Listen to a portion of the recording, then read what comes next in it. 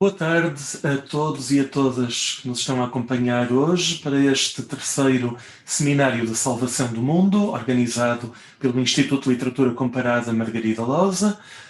Já estamos na terceira quarta-feira, ou seja, a ideia de salvação do mundo não tem parado de evoluir até aqui. Nas primeiras 2 semanas tivemos a oportunidade de cruzar as linguagens da literatura, mas também da teologia, da política, da antropologia, da filosofia, eu sei lá, o próprio cinema. Para todos os efeitos, não tem sido um pequeno conjunto de surpresas. E hoje tenho a grande alegria de ter como interlocutora e como convidada Patrícia Lino.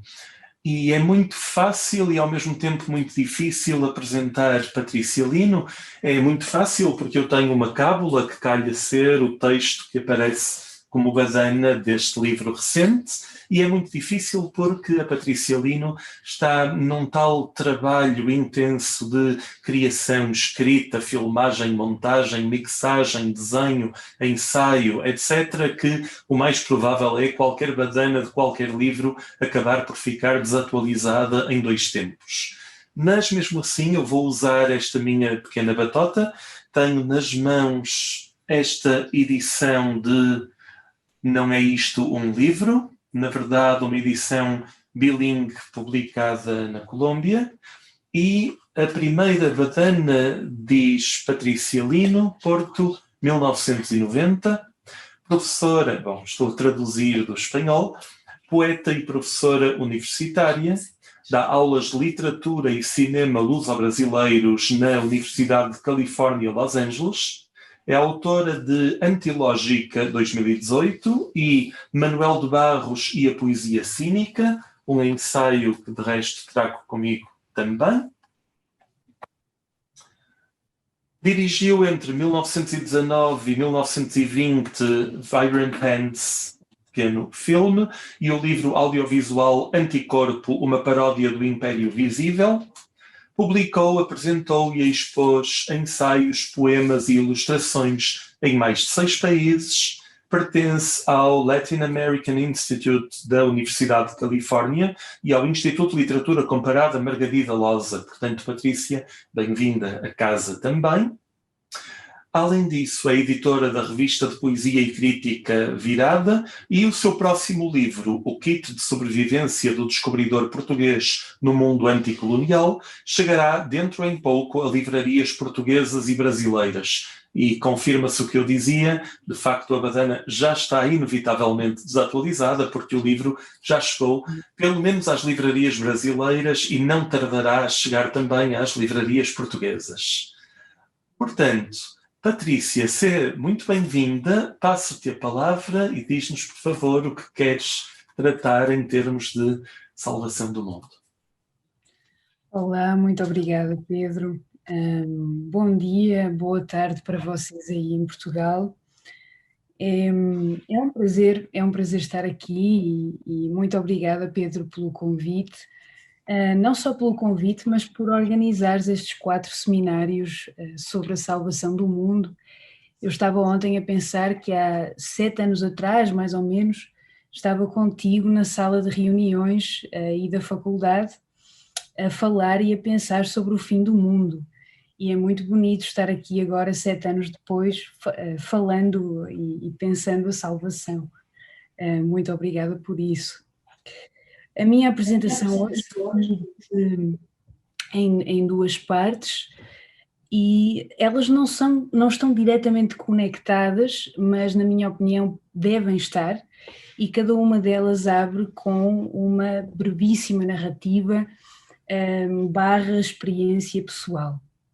Eu vou começar a partilhar o meu ecrã para que vocês possam ver. Estão a ver, certo? Tudo certo? Então, primeira parte. Parte 1, 2015, Cidade do México, o outro lado do mundo. Contexto, nota contextual, eu tinha acabado de chegar aos Estados Unidos e era esta foi a minha primeira vez no México, na Cidade do México, cidade onde vou desde então muito, muito regularmente. Olho de frente para a grande e famosa catedral, fica no centro da cidade. Apesar da arquitetura do edifício, sem dúvida um dos mais imponentes que vi, ser familiar para mim, a cor de alguns dos seus pedregulhos chama a minha atenção. Não reconheço esta cor e por essa razão olho depois para os 3 amigos que me acompanham. Nasceram os 3 aqui. E pergunto, a cor daquelas pedras, por que é que é tão alaranjada? Os 3 amigos baixam as cabeças, não me encaram, e um deles aponta sem dizer uma única palavra para a nossa direita. É através do seu indicador que vejo um espaço em ruínas, a mais ou menos 200 metros de distância. Não compreendo imediatamente os seus gestos, e assim que o entendo, segundos depois, e é em silêncio que o entendo, perco as palavras. As ruínas para onde olho são as ruínas do Templo Maior, que existia em Tenochtitlan antes dos espanhóis chegarem. A perfeição arquitetónica do Templo Maior impressionou e intimidou tanto os espanhóis que tempo depois de terem dizimado o povo azteca, obrigaram os então escravos a destruírem o seu próprio templo e a construir, exatamente com as mesmas pedras, a sua igreja católica, a grande e famosa catedral, as pedras cuja cor eu não reconheci. Salvação do mundo. Pergunta, salvação de que mundo? De que narrativa de mundo? Quem salva? E como se salva o mundo daquelas e daqueles a quem o próprio conceito de mundo foi negado? Como se constrói um mundo dentro da sua própria negação? Pode o poema, como veículo linguístico, performático e imaginativo, a partir da própria violência do processo de colonização e de uma segunda língua forçadamente imposta, criar um espaço pré- e anticolonial, alternativo à história, essa história falsamente universal, com H maiúsculo? Cabe no poema a história dos que, associando um deus ou mais a um desses pedregulhos do Templo Maior, o memorizavam entre milhares de pedras e iam de noite, sem autorização dos colonizadores, rezar.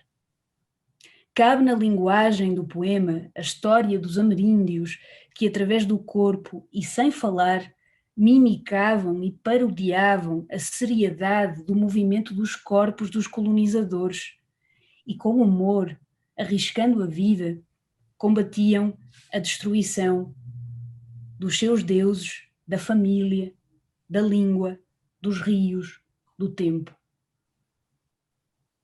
Como se conta a história da mímica e dos gestos, da mão que estendida aponta para as ruínas? 1.1 A prática da poesia decolonizada. Entre os que tentaram regressar pela linguagem a um espaço anterior à linguagem, Manuel de Barros parece-me, no contexto da poesia contemporânea brasileira e latino-americana, o mais intrigante e, sem dúvida, o mais consistente. Escrevo o idioleto manuelês arcaico e depois, em nota de rodapé, a letra muito pequena, lemos: falar em arcaico. Aprecio uma desviação ortográfica para o arcaico. Estâmago por estômago, celeusma por celeuma. Seja este um gosto que vem de detrás, das minhas memórias fósseis. Ouvir estâmago produz uma ressonância atávica dentro de mim, coisa que sonha de retravés. A manipulação, apropriação ou recriação da língua portuguesa, que atravessa grande parte dos seus volumes de poesia e prosa, corresponde ao primeiro grande parâmetro da poesia como o lugar original. Os desvios, termo usado recorrentemente ao longo da sua obra, nem sempre são coerentes. Por exemplo, arcaico deriva efetivamente de arcaicos, mas a raiz de estômago, stomacos, não precede nem pode preceder estâmago. Esperamos coerência de um exercício poético anacrónico. procuramos, além do mais, um sentido coletivo, como por exemplo a norma ortográfica, para um exercício totalmente individual, o idioleto manuelês arcaico. E falhamos redondamente a interpretação. Ler o poema em si mesmo, fugaz, um constante estar prestes a. O desvio que busca o erro e que sustenta além disso a comicidade da passagem existe num espaço imaginário de liberdade absoluta, pleno porque atemporal ou completamente perdido no tempo. O desvio também introduz a pluralidade do regresso aos micro-universos, igualmente plurais. Importa de facto destacar a regularidade com que Manuel se propõe descrever um espaço incipiente, a ponto de isso fazer dele possivelmente, ou talvez definitivamente, o autor brasileiro com o maior número de microcosmologias. A invenção da origem corresponde sempre à invenção das origens, porque a origem, insuficiente e inviável, deve forçosamente multiplicar-se. Adapta-se, na verdade, às várias narrações do mesmo início, vários inícios do mundo.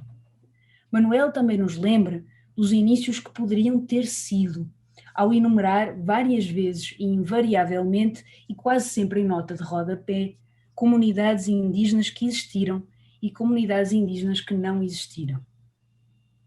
E verga-nos perante o inevitável. Não sabemos se existiram ou não, porque quer umas ou outras, reais ou imaginárias, foram dizimadas pelo mundo racional. As nações já tinham casa, máquina de fazer pano, de fazer enxada, fuzil, etc. Foi uma criançada, mexeu na tampa do vento isso que destelhou as nações.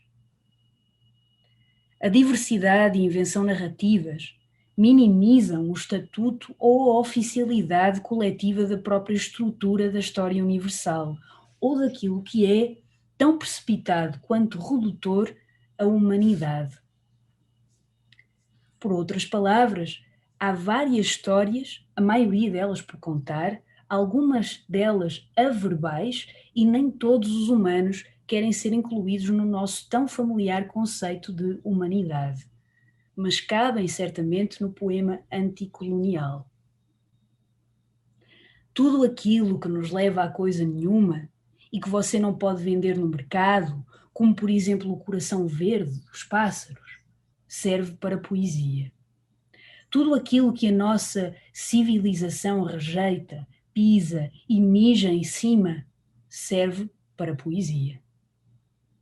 Inventar com palavras novos inícios corresponde a reinventar a relação que as palavras estabelecem com o mundo e a sua organização, a desmantelar o modo hierárquico e autocentrado com que existimos e operamos no mundo, e a facilidade com que dizemos mundo, humanidade, salvação. Quando o rio está começando um peixe, ele me coisa, ele me rã, ele me árvore.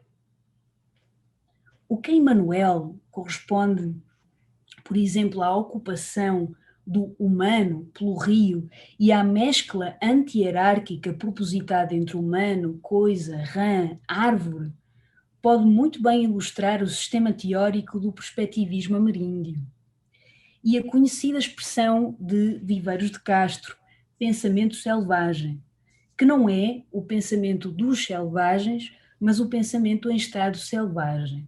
Por outras palavras, o exercício livre, não domesticado e pleno de pensar em comunidade, que não parte nem de uma suposta superioridade de um pensamento sobre o outro, nem do objetivo de capitalizar depois o próprio pensamento. Este exercício de salvação, que se faz a partir da linguagem e da desaprendizagem, faz também a partir da paródia daqueles que, com base no género, na raça ou na nacionalidade, se posicionam com sobranceria e superioridade no mundo, a ponto de querer classificá-lo e errar redondamente a classificação, como no exemplo que Manuel nos dá em O Guardador de Águas. ao relembrar-nos que até hoje chamamos Lagoa do Xaraiés ou Mar do Xaraiés a uma parte considerável do Pantanal mato-grossense, porque os colonizadores espanhóis, liderados por Cabeça de Vaca, nunca tinham visto o Pantanal e, na falta de um melhor termo, usaram lagoa ou mar para definir uma área geográfica cujas particularidades desconheciam. A comunidade dos Xaraiés, ou Xaraí, que habitava esta mesma zona geográfica, foi extinta para sempre. E com os Xaraiés os seus costumes, cosmologia e língua. Manuel vai mais longe para dizer que Bernardo da Mata, personagem central na sua obra, que é tanto humano como é árvore, pertence à comunidade dos Xaraiés, é um descendente dos Xaraiés. E num instante, muito subtilmente, Bernardo passa a carregar, de modo ficcional, a memória de um povo extinto e o próprio lembrete da extinção da comunidade. Bernardo é, e não é, ao mesmo tempo, a salvação.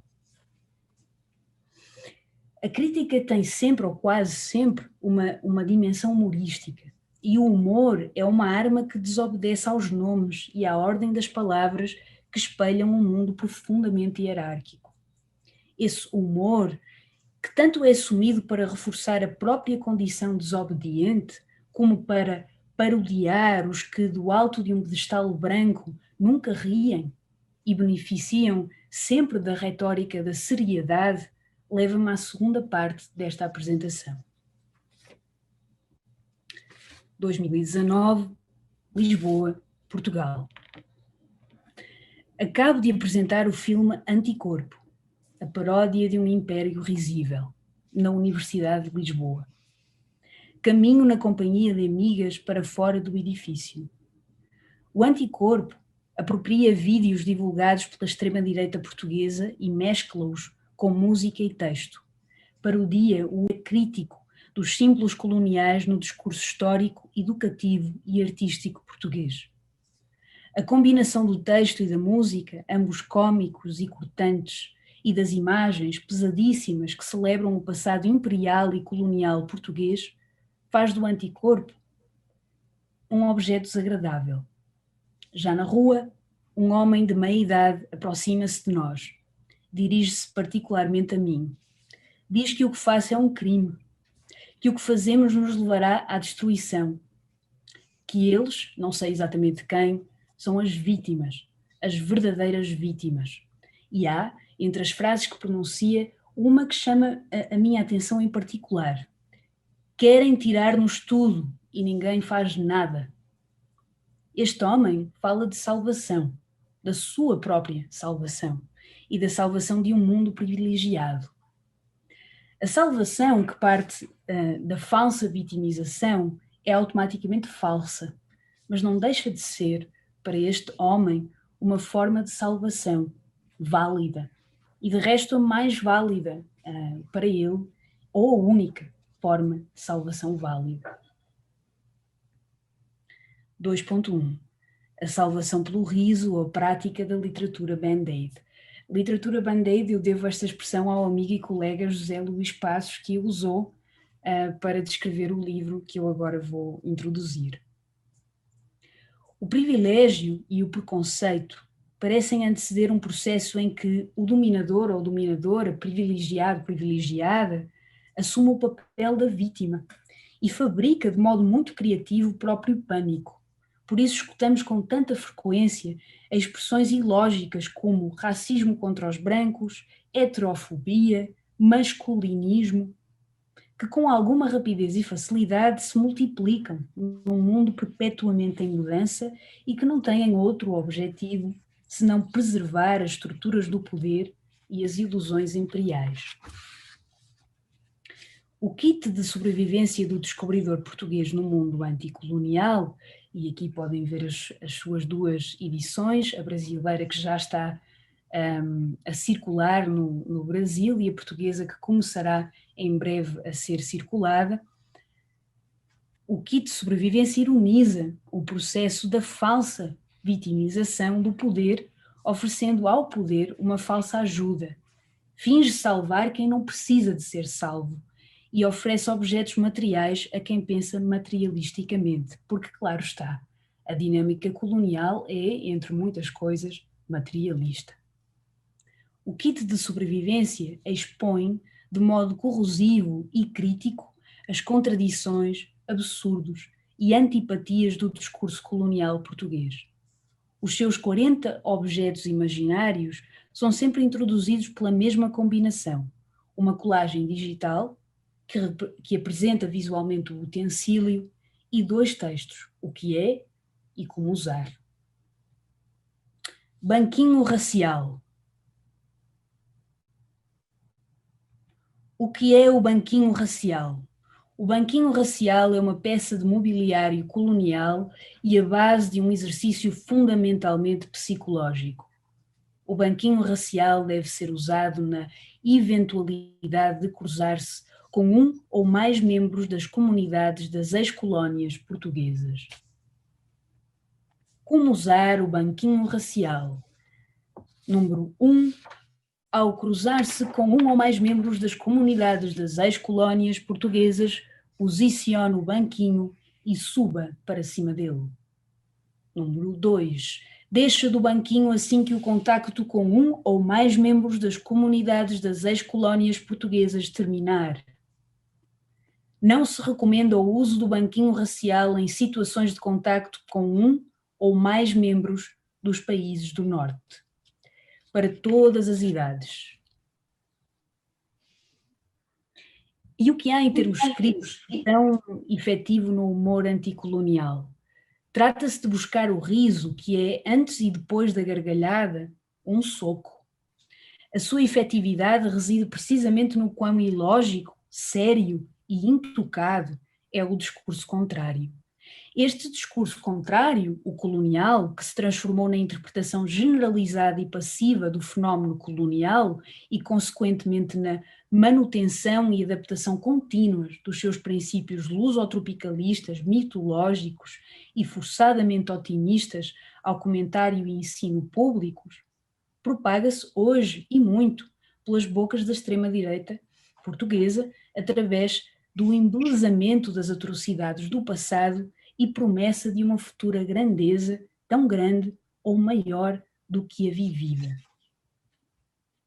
Sebastiana. O que é a Sebastiana? A Sebastiana é uma máquina de fazer nevoeiro que propicia as condições atmosféricas ideais para o reaparecimento de Dom Sebastião. Como usar a Sebastiana?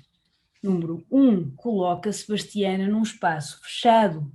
Número 2, ligue a Sebastiana. Número 3, espere entre 20 a 30 minutos, para todas as idades. Há algo de evidentemente teatral em paródias como o Kit. Rimos do homem que, recusando adaptar-se à realidade, onde cada vez mais as silenciadas e silenciados se fazem agora ouvir, insiste, como num delírio, em promover uma visão fetichista e artificial do processo de colonização e da estrutura colonial. Como se, em cima de um palco, o homem chocasse com uma porta de vidro, caísse, reclamasse e voltasse a chocar com a mesma estrutura, uma e outra vez, até culpar a porta. Quem descobriu o mundo? O Quem descobriu o mundo é um jogo inspirado nos grandes feitos dos colonizadores portugueses. Os especialistas concluíram que a dinâmica reiterativa deste jogo ajuda não só a compreender como a inspirar a confiança e a firmeza a que, desde há muito tempo, os descobridores lusitanos são associados. Quem descobriu o mundo poderá ser jogado em 3 versões, A, B e C, que correspondem a 3 rodas da sorte diferentes. A. Roda da sorte eu, ver na imagem. Para meninos e homens de todas as idades. B. Roda da sorte nós, para meninos e homens de todas as idades. C. Roda da sorte eles, para meninas e mulheres de todas as idades.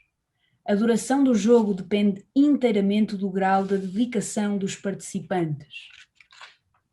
Como jogar o Quem Descobriu o Mundo? Número 1. O Quem Descobriu o Mundo pode ser jogado individualmente ou em grupo. Número 2. Antes de fazer girar as conhecidas rodas do eu, nós e eles, cada participante deverá gritar a plenos pulmões: Quem descobriu o mundo? Para todas as idades a partir dos 6 anos. O riso que o kit de sobrevivência procura tem uma função social, a de gerar pelo menos um espaço de reflexão sobre o modo como olhamos para o passado ou a de abalar a mecanicidade do corpo social. Sacudir, por outras palavras, a rigidez com que o corpo social, arquitetado pela repetição e articulação de um ou mais códigos nacionalistas, existe e se movimenta. O kit não salva o seu interlocutor. O kit quer destruir a própria salvação, mas talvez nos salve do conforto do mundo pela gargalhada ou pelo temor, como as ruínas do Templo Maior me salvaram há 5 anos atrás. Diploma da branquitude. O que é o diploma da branquitude?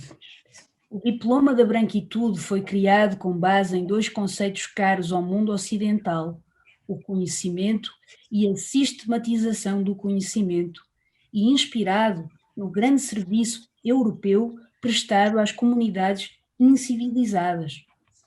O diploma da branquitude parte do princípio de que o conhecimento empírico é inferior ao conhecimento abstrato, sistematizado e especulativo que assenta na prática da classificação e da organização hierárquica e lógica dos seus elementos.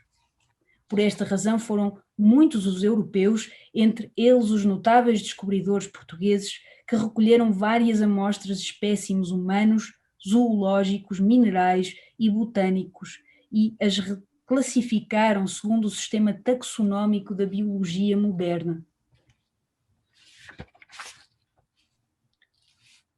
Eu não tenho o parágrafo aqui. Eu vou ler. Apesar de muitos grandes homens como Alexandre Rodrigues Ferreira se terem queixado repetidamente de práticas selvagens como o candomblé ou a consulta de curandeiros, e o diploma da branquitude partir do pressuposto de que o conhecimento empírico é inferior ao conhecimento doutrinário, admitem-se com base na geografia de quem as pratica certas liberdades e incoerências. A cultura portuguesa é particularmente rica nesta premissa. Os ex-votos, a bruxaria, o calendário dos jejuns, o significado do tamanho da chama das velinhas, a sarronca, os maruchinhos, amarrar o rabo ao diabo, as facas cruzadas, as jãs, as irãs, as aparições de Fátima, os ensonhos, a adivinhação e interpretação dos sonhos que incluam flores ou azeitonas, os trasgos, a zorra berradeira, os corilários, benzer o quebranto, os lobisomens, a lua cheia, os ataques de lua, o papão, os labregos, o bicho do cidrão, a Maria da Manta, a Maria Gancha, a feitiçaria, os fradinhos, as mezinhas, a água benta, os olharapos, os homens do saco, o sal, as purgas, os defumadores, as aventesmas, o primeiro banho do ano, as moiras encantadas, os gambuzinos, acender as velinhas sempre em número ímpar, a coca e o coco, o mal olhado, as mais variadas superstições, magias, ritos, rituais, performances e crendices colaborativas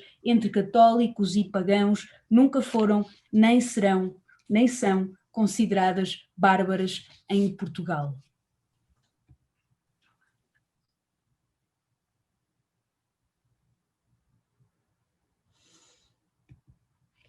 Como usar o diploma da branquitude?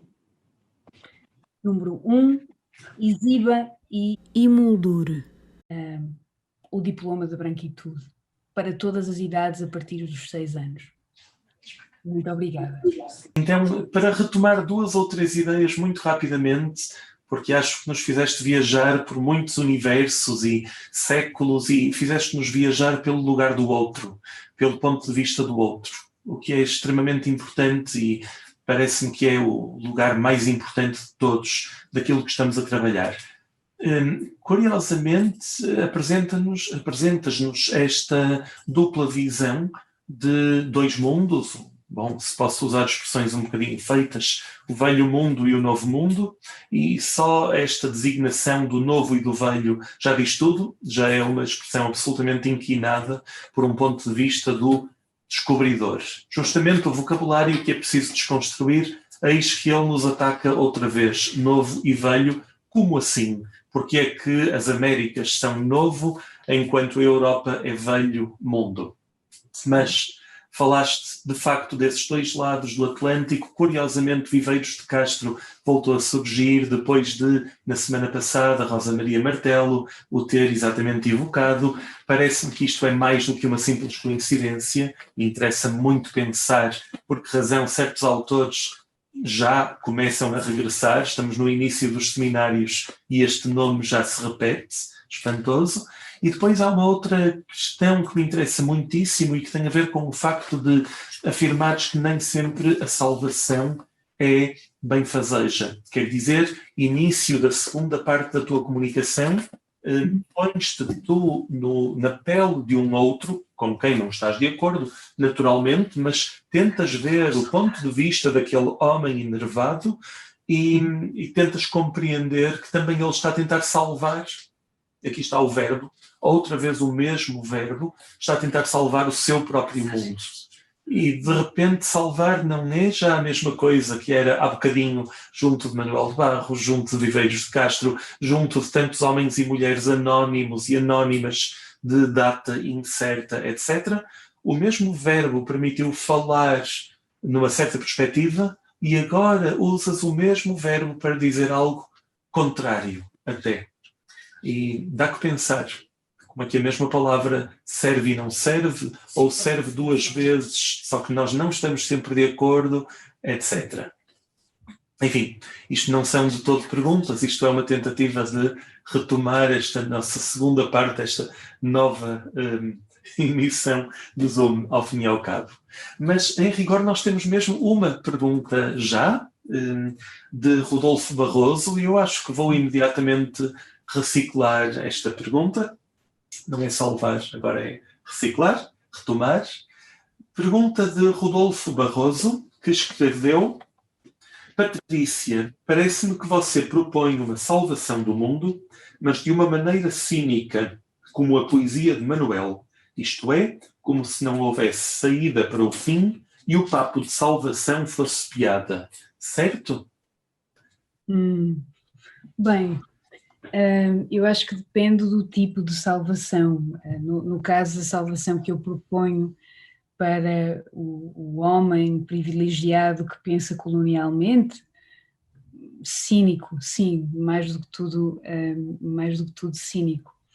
Mas no caso de um Manuel e do exercício que ele faz, em particular, da tentativa de voltar a esse início e criar vários inícios, lembrando que muitos inícios foram simplesmente cortados.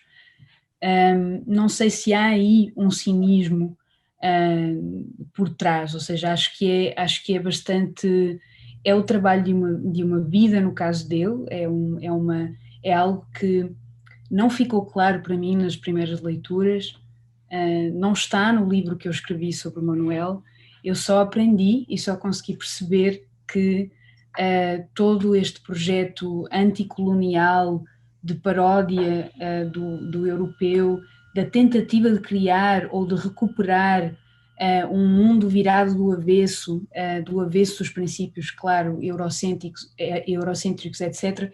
Eu só consegui entender isto como um projeto poético que atravessa a grande maioria dos volumes de poesia que o Manuel escreveu mais tarde, e só o entendi quando eu mesma tinha começado a desconstruir a minha própria educação. Eu não fui capaz de perceber imediatamente isto. Então eu diria que no caso da salvação que eu proponho, dessa falsa salvação que eu proponho para o homem colonial, essa sim é cínica. A outra, não tanto. Eu acho que podemos aprender muito do que ele nos diz ou do que um Viveiros de Castro nos diz, que e ambos têm em comum esta ideia de mundo coletivo, de uma existência que é feita com o corpo em comunidade, onde o humano, não é? Este conceito, o humano presta atenção em pé de igualdade aos animais, às plantas, a tudo o que a rodeia, e vive, sem dúvida, e de modo pleno em comunidade, não só com outros humanos, mas como outros seres vivos não humanos e etc. E acho que temos muito a aprender com ambos e com muitos outros que nos venham dizer isto e que nos dizem cada vez mais num mundo em permanente aceleração e capitalização, etc. Ou seja, estes conceitos, este modo de ver o mundo, este outro modo, ou estes outros modos, plural, de ver o mundo, começam a fazer muito sentido para nós que não crescemos com eles, porque nos ensinam talvez que o modo como estamos cada vez mais a viver não faz sentido e não é produtivo, para usar a palavra que tanto agrada ao mundo onde nós vivemos, não é produtivo para nós mesmos, os da produtividade. Então, cínico e não. Sim e não, Rodolfo.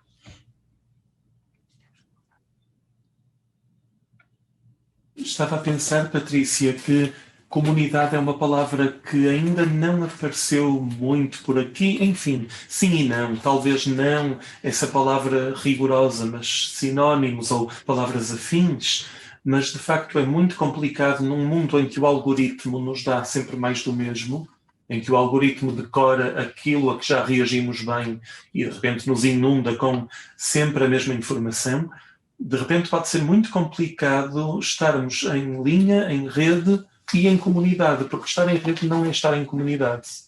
Não, exatamente. Eu acho que o que estamos a viver agora, por exemplo, a dificuldade de tanta gente em entender que a morte, não é, do vírus que nos fez, que nos está a fazer viver isoladas desde março, a morte é algo coletivo e aparentemente a grande maioria das pessoas não consegue encarar este conceito de uma forma coletiva, em comunidade, lá está, e por isso ou seja, têm realmente dificuldade em entender que a morte não é só individual, não acontece só aos outros, ela é ou deveria ser vivida e pensada em conjunto. Por exemplo, este é um exemplo.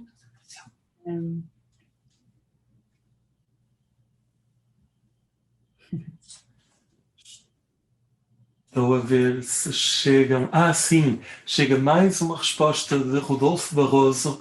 Eu leio esclarecedora resposta. Talvez só seja possível salvar o mundo fora da asa, né? Obrigado. Sou de Londrina, Paraná, Brasil. Perfeito. É esse, fora da asa é bem. É um verso bem a Manuel, sim. Patrícia, ainda sobre o verbo salvar, ainda queria voltar um bocadinho a essa palavrinha, porque ela realmente é importante. Disseste uma frase há pouco que ficou a repercutir comigo. Tem a ver com isto. Disseste que a certa altura são as ruínas do templo maior que te salvam. E esta frase para mim é mesmo muito, muito espantosa, porque no início, quando relembras esta tua memória, que de resto já tinhas partilhado comigo, conforme falavas, eu lembrava-me já termos falado sobre isto em tempos, há uns anos. Bom, o que nós esperamos é como é que se salva retrospectivamente aquela comunidade que se perdeu. Certo, o templo foi destruído e com essas pedras foi criada uma igreja cristã, católica. Como é que se recupera e se faz justiça a um templo que se perdeu? E o que é muito bonito na tua resposta é que não é de todo por aqui. Se era esta a nossa expectativa, vamos ter de voltar ao início, porque ao contrário, não se pode salvar o templo, mas tu és salva pelo templo. Sim. Queres falar disto? Para mim esse episódio, não é que eu não até ali já tinha pensado obviamente na questão, mas eu não sabia de facto, não sabia que isto tinha acontecido, nunca me tinha sido dito, eu nunca tinha lido, e realmente esse episódio teve um impacto enorme no modo como eu vivo, no modo como eu me posiciono no mundo, por todo o episódio em si, ou seja, por todo o contexto histórico, por tudo aquilo que me contam em silêncio, que não me contam, na verdade, eles não contaram, e teve um impacto enorme no modo sim, em como eu vivo. A partir daí eu acho que a vida não foi a mesma e nunca voltou a ser, nem eu quero que ela volte a ser tão confortável. Ela nunca mais voltou a ser confortável. E é precisamente disso que eu falo, o templo maior, aquelas ruínas, aquela mão daquele amigo que aponta para lá porque não quer contar a história, salvaram-me desse conforto onde eu cresci e com o qual eu fui educada. Havendo tempo, podemos voltar ainda de novo a essa imagem, mas temos uma pergunta. Inês pergunta: a salvação está, ao contrário, em matar o mito dos super-heróis? E pergunto-me se esta pergunta remete também para o kit do Sem descobridor. dúvida, sem dúvida. Precisamos de matar não só o mito dos super-heróis, como o mito dos génios, que impõem e decidem o que impor e decidem que, ou seja, o que depois de imposto vai ser recuperado e canonizado e etc. Porque essa figura do super-herói, do gênio, ela é, antes de qualquer coisa, uma figura masculina, branca, heteronormativa, provavelmente ocidental, e sim, nesse sentido, sim, precisamos de matar os mitos, não é? Precisamos de matar os génios e os super-heróis. Matar os mitos ou responder com antimitos, mitos alternativos? Também, eu acho que o humor tem uma grande, pode ter um grande papel aí, não é? Porque o gênio, esta figura do gênio e do gênio original, ele nunca ri, ele nunca sorri. E não por acaso, dentro da lógica genial, original, etc., o humor sempre ficou um pouco de lado, e não é um acaso. Então, usar esse talvez mito humorístico, essa outra linguagem, seja um modo de quebrar esse gênio e de salvar alguma coisa, nem que seja pela gargalhada. E funciona, porque tira o tapete ao gênio e ao super-herói, que normalmente não costumam entrar por essa via humorística no debate e que se recusam de resto a entrar, não é? O que é muito curioso, mas ao mesmo tempo ficam sem resposta também. É muito sempre pela linguagem, não é? Quer dizer, vamos admitir que há factos de acordo, acontecimentos, etc., mas tudo isto tem muito a ver com a maneira como se descreve o facto e como a linguagem constrói esse facto, certo? Sim, eu acho que se pensarmos, não é, este, este conjunto de pessoas conservadoras e coloniais, de extrema-direita, por exemplo, o que a extrema-direita faz constantemente é usar expressões de um mundo que não aceita e apropriá-las e dar-lhes outro significado e usá-las a seu favor. E de modo talvez muito mais popular ou populista do que quem as criou. Então usar o humor segue um pouco essa estratégia, mas com outro propósito, não com o propósito de mentir. Trata-se de ir buscar o mais absurdo que há naquele discurso conservador e redutor do mundo e virá-lo, invertê-lo, não é? É um pouco similar à arma que eles usam constantemente, mas não cai no espaço da mentira nem do engano. É sempre humor. porque eles não fazem humor, eles mentem, o que é bastante diferente. Então, mas não deixa de haver aí algo similar também, nas duas estratégias.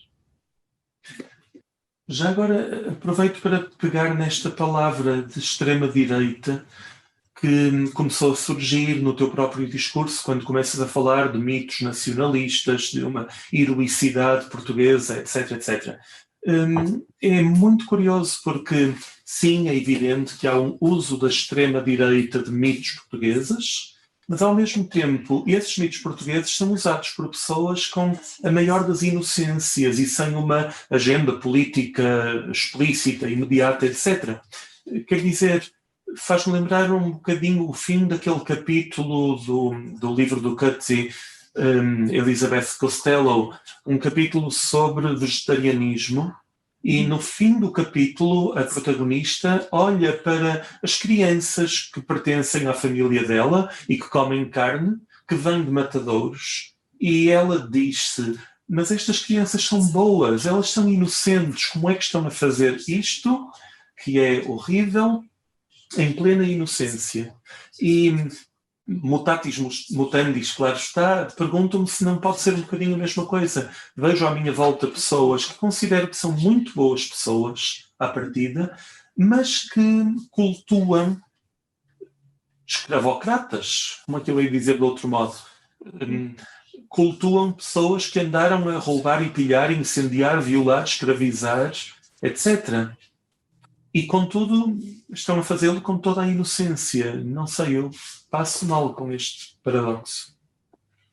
E é por isso que eu acho, eu concordo em absoluto com isso, e é por isso, precisamente por isso, que eu acho que o humor também funciona muito aqui, porque é muito diferente, e é importante dizer que o kit, por exemplo, foi performado, não é? Tu performaste-o comigo. E eu performei-o sozinha em lugares mais formais do que aquele em que nós tivemos, não é? Onde de resto acho que toda a gente estava desconstruída e ninguém precisava de ser avisada, mas noutros espaços nem tanto. E o que eu percebi, e também o que eu quis fazer quando pensei nessas performances, foi pensar muito esta ideia: se eu entro numa sala para falar de anticolonialismo e para questionar todos esses mitos com que crescemos e fomos educados, e o faço com agressividade, ou com a mesma seriedade de quem me impõe esses mitos, talvez as pessoas não me queiram ouvir.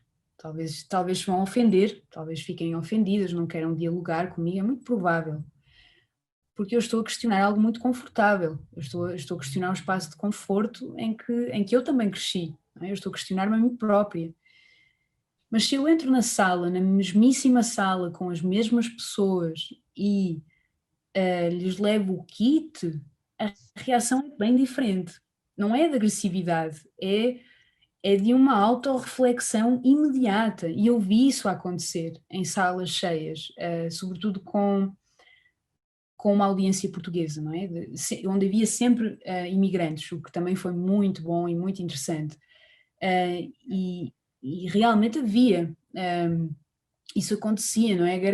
A própria gargalhada ia mudando, ia se transformando, porque começava por ser tímida e por ser algo talvez associada à culpa, ou uma culpa que eu tenho, não é? Porque eu faço estas coisas, porque eu digo estas coisas, porque eu penso assim, mas ao mesmo tempo uma gargalhada que uns minutos depois se crescia um pouco, e porque a pessoa percebia que, bem, não é minha culpa, tão grande culpa, não é algo que eu tenha planeado, foi simplesmente algo que eu não desconstruí. E vou a tempo de desconstruir, é isso, vou a tempo de repensar agora estas coisas que fazem parte do meu dia a dia, do meu discurso, do meu modo de estar, e filo pelo riso, de modo confortável. Ninguém me agrediu, ninguém me ofendeu, e essas performances geraram sempre muito debate, e o debate foi sempre muito produtivo. Eu saí de lá a aprender imenso, e as pessoas que estavam lá disseram-me isso. Então Acho que seria muito errado pensar que a maioria das pessoas que apoia esses mitos e que cultua essas figuras, seria muito errado pensar que elas são como essas figuras. Elas não são. Elas talvez, muito provavelmente, não tenham nem sequer de perto o mesmo privilégio ou conjunto de privilégios que essas figuras têm. Elas não têm, muito provavelmente, nenhum privilégio, no fim. E por isso mesmo compram o discurso. Mas isso não faz delas iguais às figuras que elas cultuam. E é muito importante ter isto presente. Muito, muito importante. Sim. Ou talvez seja uma resposta, sim. Sem dúvida. Sem dúvida uma resposta e eu concordo por inteiro, subscrevo completamente. Patrícia, entretanto, chegam várias intervenções de várias pessoas, algumas delas, de resto, já espectadores habituais destes seminários. A Inês continua a falar de o mito dos super-heróis, e lembra que a função suposta dos super-heróis nas narrativas é salvar o mundo. Voltamos ao verbo. Daniel Teixeira agradece. E temos Helena Alves, que escreve vários comentários. Eu acho que posso saltar para o último. Para salvar o mundo não é suficiente problematizar e resolver solidariamente o problema. Para salvar o mundo não é suficiente problematizar e resolver solidariamente o problema. Não sei se é uma pergunta, eu não sei se entendo a pergunta. Não sei, talvez a Helena Alves queira explicar um pouco melhor. Também estou um pouco confundido, uma vez que são várias mensagens cruzadas. Talvez possamos, entretanto, ler a intervenção da Jéssica, de Chiara. Sim. Patrícia, gostaria de fazer uma pergunta, não tanto sobre o conteúdo, mas sobretudo sobre a forma da tua fala. Me pareceu um modo de performative lecture, ou seja, uma palestra performativa. Seria isso um modo de salvar o pensamento da academia? Enfim, é uma pergunta que lhe deixa espaço para falar deste procedimento, se assim quiseres. Bela pergunta. Eu acredito que as conferências académicas são performances, eu vejo-as assim. Encaro, não do mesmo modo, não é o mesmo processo, nem o mesmo método, mas encaro um pouco de modo similar uma performance que vou fazer lendo o kit e uma performance que vou fazer numa conferência académica. E talvez esse seja um modo de salvar um pouco o formato tradicional do colóquio, e de sair um pouco do registro monocórdico da apresentação, ou seja, fazer algo diferente e também repensar o modo como passamos as informações às pessoas. Eu acho que tem muito a ver com isso. É uma performance porque, em primeiro lugar, a pergunta que eu coloco a mim mesma é como vou eu a explicar à minha audiência, à minha sala de aula, conceitos tão complexos e uma associação tão complexa de conceitos ao mesmo tempo, de um modo claro e acessível e sem impor nada ao mesmo tempo. E por isso, por eu colocar sempre essa pergunta em primeiro lugar, para mim uma apresentação ou uma aula são performances nesse sentido, porque partem dessa pergunta, dessa grande questão de como vou eu tornar o meu conteúdo acessível e ao mesmo tempo criar um espaço, enquanto partilho, criar um espaço inclusivo onde todas e todos possam participar e sentir-se, mais do que tudo, incluídos para participar, confortáveis para falar. E isso é uma performance também, é a interação com as outras e os outros, que infelizmente eu não posso ter tanto, porque estamos aqui no Zoom e eu não estou a ver, não estou a ver ninguém, infelizmente, mas ao vivo faz ainda mais sentido. Eu não sei se isto responde à pergunta da Jéssica, mas... Parece-me que, enquanto a aula é meramente transmitir uma matéria pré-conhecida, enquanto é apenas respeitar um sumário de matérias a transmitir, não há performance nenhuma e também não há comunidade. É no instante em que há performance que a comunidade aparece. Sim. Porque Sim, é exatamente isso. isto permite reaver também esta expressão da Helena Alves, resolver solidariamente o problema. Uma aula também pode ser uma resolução solidária, coletiva. Não é o professor, a professora que resolve tudo munido de museus e academias por trás, é uma experiência em direto com todos. Isso.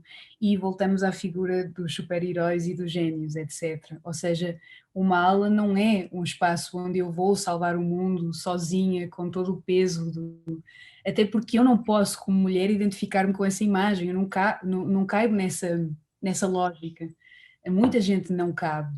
Então, a partir do momento em que se faz do espaço da sala-aula um espaço comunitário, inclusivo, a figura do gênio acaba. Ela está a acabar, felizmente, ela vai acabar algum dia.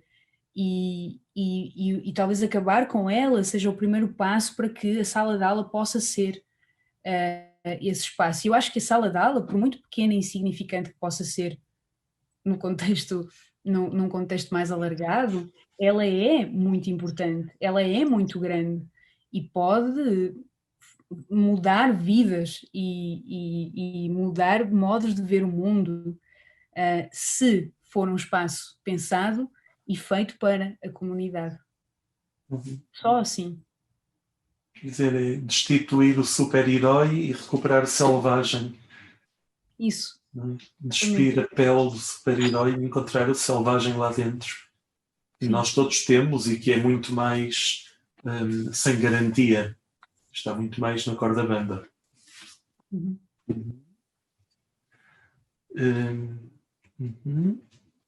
Acho que não vejo mais perguntas neste momento, mas fico muito fascinado, Patrícia, com esta ideia do desconforto.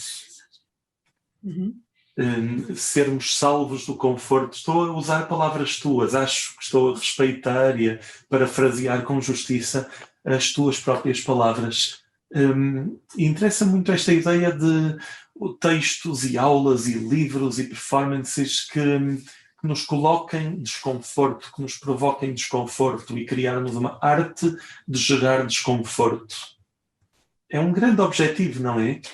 Não facilitar a vida uns aos outros, mas... Sim, e sempre de modo genuíno e bem intencionado. Essa ideia do desconforto é uma coisa que eu digo muito nas minhas aulas, precisamente. Eu digo aos meus alunos, eu quero sentir-me desconfortável. E no início as reações que tenho são sempre de grande espanto. Mas porquê? Porquê que alguém quer sentir-se desconfortável? Olham eles e elas para mim, muito admiradas, e depois vão entendendo, não é? Porque o poema que vamos dar na aula a seguir não vai fazer com que nos sintamos confortáveis.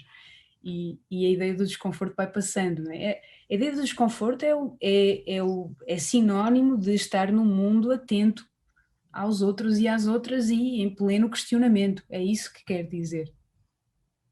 Olha, aproveito para citar um amigo comum, nós os dois, Sagnai, que uma vez disse que não quer o conforto para nada porque o maior conforto é estar morto.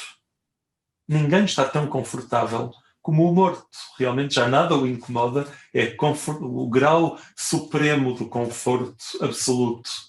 Ora, não é por aí. De facto. Não é?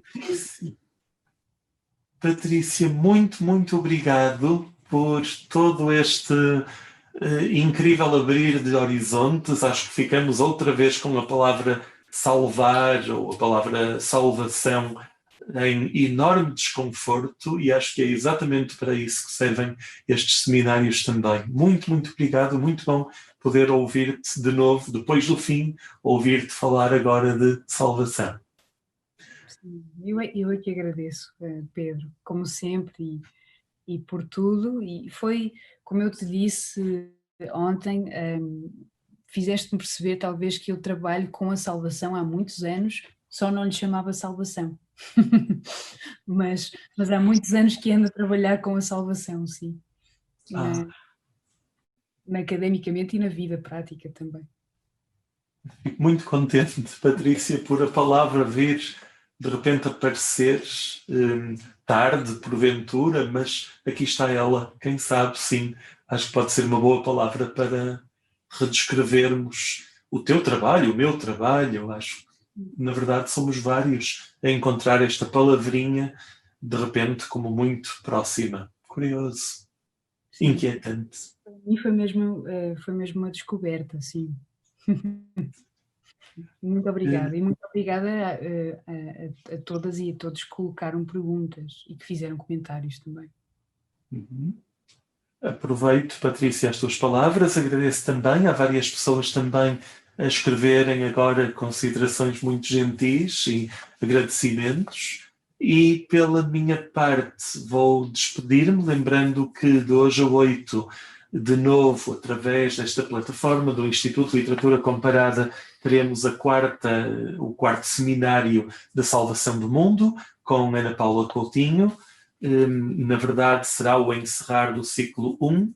Quem sabe, nós que tivemos 6 ciclos, 6 anos de pensamento sobre o fim do mundo, quem sabe o que nos espera em termos de pensamento sobre a salvação do mundo. Mas para já, depois destas 3 sessões, quarta sessão, 2 a 8, mesmo sítio, mesma hora, tudo igual, cá estaremos.